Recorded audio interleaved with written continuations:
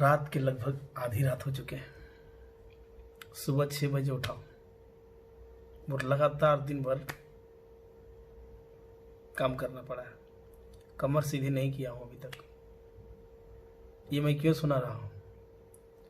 क्योंकि आप जो तैयारी करने वाले कुछ लोग हैं, मुझे ये समझ में आ रहा है कि आप लोग दिन में भी सोते हैं और अपने शरीर को आराम देने के लिए पढ़ाई के साथ समझौता करते हैं। तो सुधर जाएं और अपने आप को आराम की ज़िंदगी से बाहर लाएं। जब आपको बड़े अधिकारी बन करके सुबह से लेकर रात तक जगना ही है, तो उसी लाइफ स्टाइल को अभी क्यों नहीं अपना रहे हैं?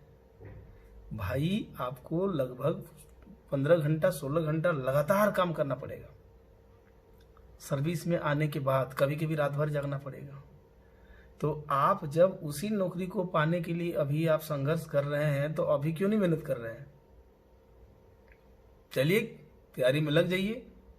अभी भी छठी जेपीएससी का देखिए कितने लोग पास किए हैं। सबको मेरी ओर से शुभकामनाएं। आने वाली कई परीक्षाएं हैं, उसके लिए मैं आपको भी तैयार करने के लिए थोड़ा मोटिवेट करता हूं। लग जाइए तैयारी में। परीक्षा आने वाली है। माँ बाप, बड़े गुरुजनों का आशीर्वाद लीजिए और कूद जाइए तैयारी के मैदान में। रात दिन जितना हो सके मेहनत करें। 6 घंटा के आसपास सोना है और बाकी टाइम मेहनत ही करना है। जाड़ा हो या बरसात हो, दिन हो या रात हो, लेकिन एकदम पूरे मन के साथ पढ़ाई में एकदम जुट जाना है। बड़े लक्ष्य की ओर आपको जाना है। चाहे आप घर में हो, गांव में हो, शहर में हो या दूर कहीं और एकांतवास में हो, पूरी तरह से आप तैयारी में लग जाइए। क्योंकि आपकी तैयारी, आपकी मेहनत ही आपको बहुत ही आगे ऊंचाई तक ले जाएगी।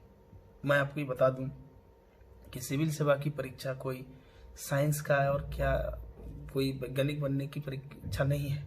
ये बहुत ही साधारण और सामान्य है। आप उस किसी भी आईएएस का, पीसीएस का सिलेबस को देखिए तो आपको समझ में आ जाएगा कि इसमें कोई गणित नहीं पढ़ना है जहां आपको माथा पेची हो सकता है।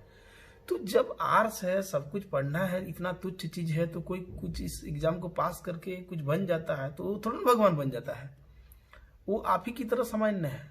आप रगड़ के दिन रात मेहनत कीजिए तो आप भी महान बन जाइएगा। मतलब मेरा कहने का मतलब है कि ये ऐसा कुछ भी कोई आकाश से अवतार लेके नहीं आता है जो पढ़ लिख के कुछ बन जाता है। आप पढ़िए, मेहनत कीजिए, बड़े बड़े गुरुजनों से आप आशीर्वाद लीजिए, उनसे मार्गदर्शन लीजिए और जम के तैयारी कीजिए। आपको यदि कुछ बनना है तो उठाइए किताब और लग जाइए अपनी तैयारी में। एनसीईआरटी किताब उठाइए, बुक्स वगैरह उठाइए, सिलेबस को ठीक से पढ़िए। इस पर मैं 2 वीडियो बनाया हूँ। उन 2 वीडियो को आप देख लीजिए कि सिलेबस में क्या क्या है, कैसे क्या करना है, और लग जाइए रात दिन पढ़ाई मेहनत में। और करना क्या है, आज के समय में यूट्यूब हो और ऑनलाइन बहुत सारे स्टडी हैं जहां से आपको मार्गदर्शन मिल सकता है। आपको यदि रुचि हो या कहीं ऐसी कोचिंग हो जहां वास्तव में मार्गदर्शन करता है तो वहां भी आप कोचिंग ले सकते हैं, जो सच्चे मन से छात्रों का मार्गदर्शन करते हैं। मुझे इस जानकारी कभी मिलेगी तो उस कोचिंग का मैं जरूर नाम बताऊंगा। तो आप आज से ही लग जाएं तैयारी में। बहुत सारे वीडियो इससे पहले भी मैंने बनाया है। मैं कोशिश करूंगा आने वाले टाइम में कि जितने भी परीक्षा के मुख्य सिलेबस का जो मेन भाग है उसका मैं मोटिवेट आपको करूँ। मैं कोशिश पूरी तरह से करूंगा कि प्रीलिम्स का भी मेन टॉपिक और मुख्य परीक्षा का भी टॉपिक, और सबसे महत्वपूर्ण जो मैं तभी करूंगा जब ये मुख्य परीक्षा के आसपास का समय रहेगा, चाहे मैं जिस जगह जहां भी रहूं, उस समय मेरी कोशिश रहेगी कि जितने भी क्वेश्चंस है 200-300 क्वेश्चन का मैं फ्रेमिंग करके सबको बताऊंगा। और उस क्वेश्चन को बार बार रगड़ने से, पढ़ने से दुनिया की कोई ताकत जो है उस बड़े कंपटीशन में आपको जबरदस्त फाइट से आपको रोक दे, ऐसा नहीं हो सकता है। एकदम उस फाइट में आप रहेंगे, लेकिन उससे पहले आपको तब तक तैयारी कर लेना है बेसिक। कोई यदि एनसीईआरटी किताब नहीं पढ़े हैं तो पढ़ सकते हैं। और जो मैंने 2 सिलेबस में ऑलरेडी मैंने बताया है 2 वीडियो में सिलेबस के बारे में और किताब के बारे में, उसको देख लीजिए। तो कहने का मतलब है कि आप जिस जगह से हैं पढ़ाई शुरू कर दीजिए। आपके पास विकल्प क्या है पढ़ने के अलावा? आज सोशल मीडिया, ट्विटर और कई चुनिंदा या ये कहें कि अधिकांश न्यूज चैनल्स और मीडिया, प्रिंट मीडिया लोग खाली हिंदू मुस्लिम दंगा और ये आलतू फालतू चीज में लगा हुआ है। आपको कोई ज्ञान का चीज बताता नहीं है, कोई ज्ञान का चीज नहीं देता है। इसलिए मैं अभी बोलूंगा नहीं कि इस न्यूज चैनल को आप देखिए। हाँ, आप पेपर के रूप में जनसत्ता का एडिटोरियल या जनसत्ता पढ़ सकते हैं, और मैं ये 2010 से सबको गाइड किया हूँ, जो मुझे जानते होंगे। जरूर पढ़िए। बीबीसी का न्यूज आप पढ़ सकते हैं, उसमें कुछ आपको मिल सकता है निष्पक्ष के रूप से। इसके अलावा मैं, यदि आपको टीवी या कोई न्यूज देखना है टीवी में, तो आप राज्यसभा टीवी या फिर लोकसभा टीवी या डीडी न्यूज देख सकते हैं, इसमें कोई डाउट नहीं है, अच्छा है। पीआईबी से भी नोट्स आप डाउनलोड कर सकते हैं।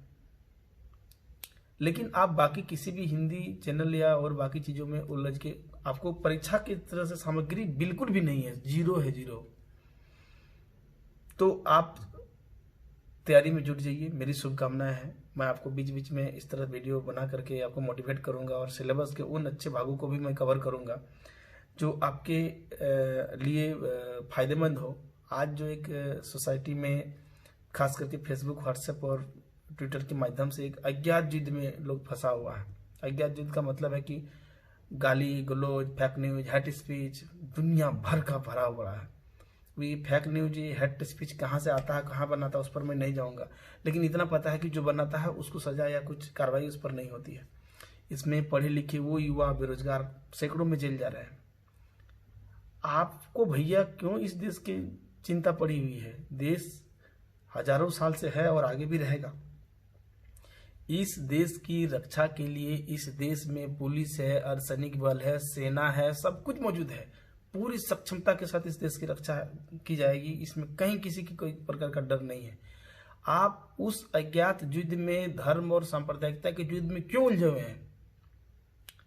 इन युद्ध में, जो अज्ञात युद्ध में बार बार कर रहा हूं, इस अज्ञात युद्ध में कोई बड़े मंत्री, संतरी, विधायक, सांसद, नेता, आईएएस, आईपीएस, बड़े अधिकारी, कोई किसी के घर से जज, किसी के घर के बेटा नहीं। उनके घर के बच्चे अच्छे स्कूल, यूनिवर्सिटी, कॉलेज में पढ़ रहे हैं, विदेशों में पढ़ रहे हैं, और आके वही लगभग हर प्राइवेट नौकरी में, लगभग हर सरकारी नौकरी में उन्हीं लोग की भागीदारी और दावेदारी होती है। आपने कभी सोशल मीडिया में सैकड़ों लोगों को जेल जाते हुए देख रहे हैं? आप किसी को देखें कि फलाना जज का बेटा, फलाना मंत्री का बेटा, फलाना बड़े अधिकारी का बेटा जेल गया? तो भैया आपको क्यों पड़ी हुई? आप क्यों उस फालतू चीजों में उलझे हुए हैं? जब आप जेल जाएंगे, आप और उस न्यूज को कोई जनरेट करेगा, कोई और कहीं से।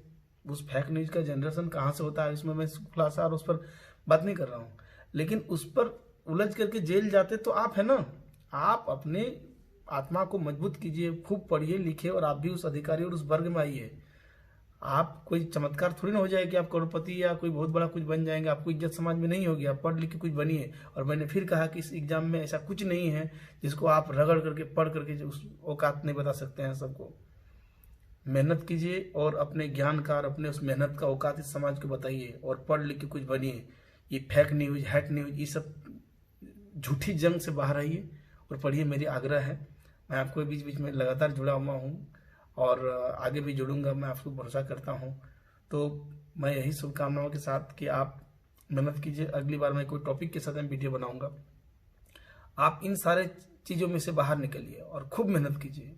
अपने गांव, अपने मोहल्ला, अपना समाज, अपने देश, राष्ट्र, पूरी दुनिया का नाम रोशन कीजिए। आपको लोग फूल की माला पहनाएंगे, सम्मान करेंगे, आपको सलाम ठोकेंगे। क्यों फालतू की चीज़ों में आप उलझे हुए हैं? तो चलिए, मेरा खैर इस सब बातों का मेरा उद्देश्य नहीं था। मेरा कहने का मतलब है कि आप मेहनत करना शुरू कर दीजिए। आपको ऊर्जा भरना, आपको मोटिवेट करना मेरा इस वीडियो का उद्देश्य था। तो आज से ही आप लग जाइए तैयारी में और अच्छे से एकदम तोड़ डालिए, एकदम मेहनत के बल पर पूरी दुनिया के बड़े बड़े पदों और बड़े बड़े नौकरियों को मेहनत कीजिए। आज से ही अपना कोई गुरु, मार्गदर्शक और बड़े बुजुर्गों का आशीर्वाद लीजिए और चल पड़िए अपने उस रास्ते पर जहां आपको जाना है। तो चलिए, आपको बेस्ट ऑफ लक। आगे भी इसी तरह से मोटिवेट करते रहूंगा। Bye bye.